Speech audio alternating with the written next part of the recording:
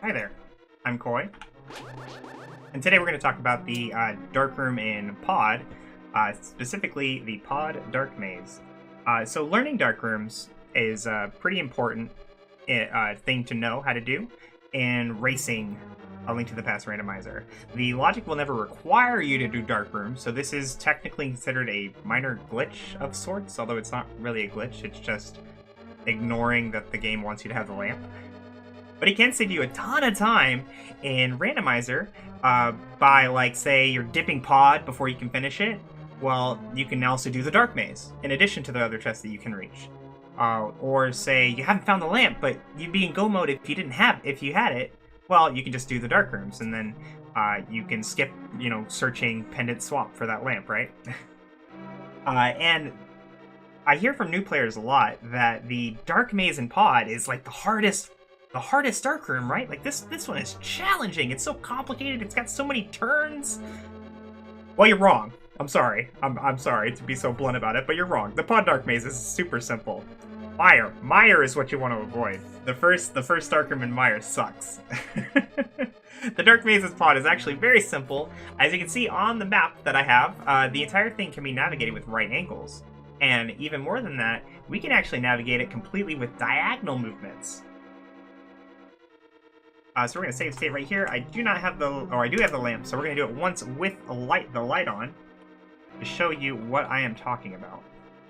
Okay, so make sure you pay close attention to the map and to where I am in the maze and how we're doing it. So we're going to do this entirely in diagonal movements. This will not be the most optimal, speedy way to do it, but it will be a surefire way to do it. And we're going to do it with our sword out, although that's not actually required. Oh, try walking into the room, Link. Come on, buddy. This is why I use the Maiden Sprite. So we're going to start with holding up and left until we tink, or until we stop moving anyway. Then we're going to hold down and left. Oh, we hit something, so we just pull our sword back out. Not a big deal. We hold down and left the whole time. Then up and left. Then down and left. And we go all the way to this corner. And then we can hold straight up and move over a little bit and grab a chest. Pull our sword back out. Down and left back to that corner. Down and right. Down and left. Oh, there's some fire there. We'll wait for it. Down and left. And now we're in the bottom right corner. Up and right, which takes us to that Dodongo, who's being mean to us. We just keep pulling the sword back out. Dodongos only do 1 heart of damage to green mail, so it's not that big a deal. Then we go down and right. Pull right. Up. We tink. Move over a little bit. And there's the chest. Up and left, pull right, up and right, and in the dark we could tink, and we hear it's a different sound than normal, and that's how we know to bomb there. And we're through. And we did that whole thing using nothing but diagonal movements, and a couple times we went just one cardinal movement to find the chest.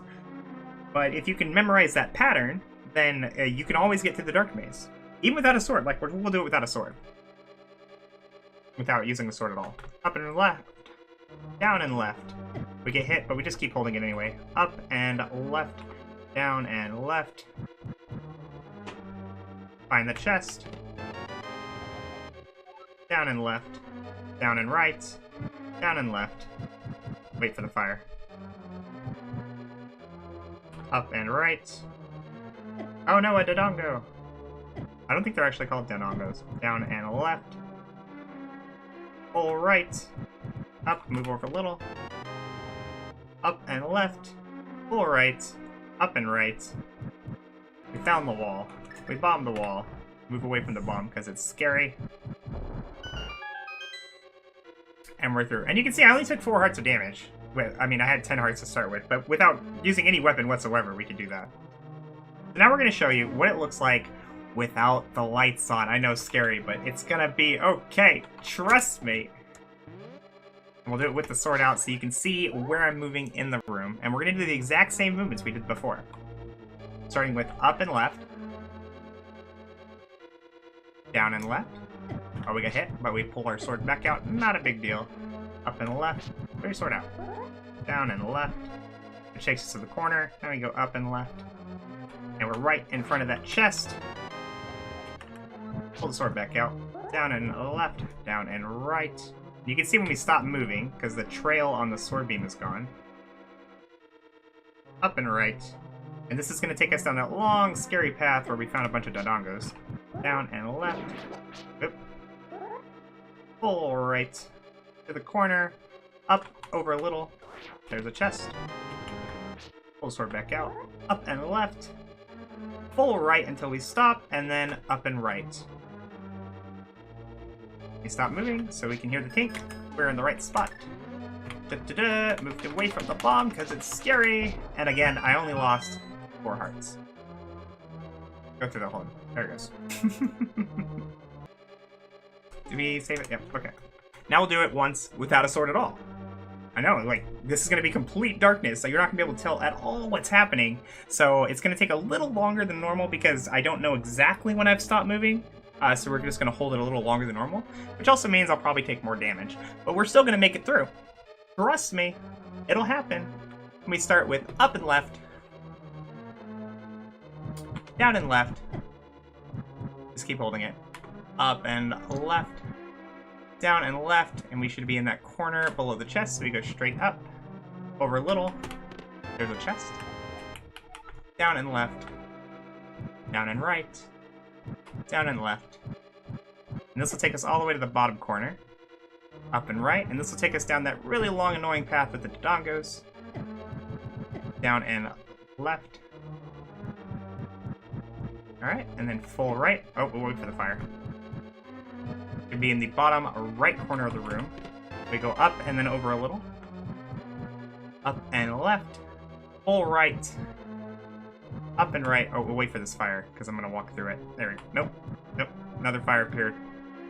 Rude Dodongo, can you please stop putting fire on the wall? Thank you. And we should be directly in front of the bombable wall. Just like that. That's with no weapon, no light, nothing at all. As you can see, I did take extra damage because it's a lot more challenging to see where you are in relation to the fire.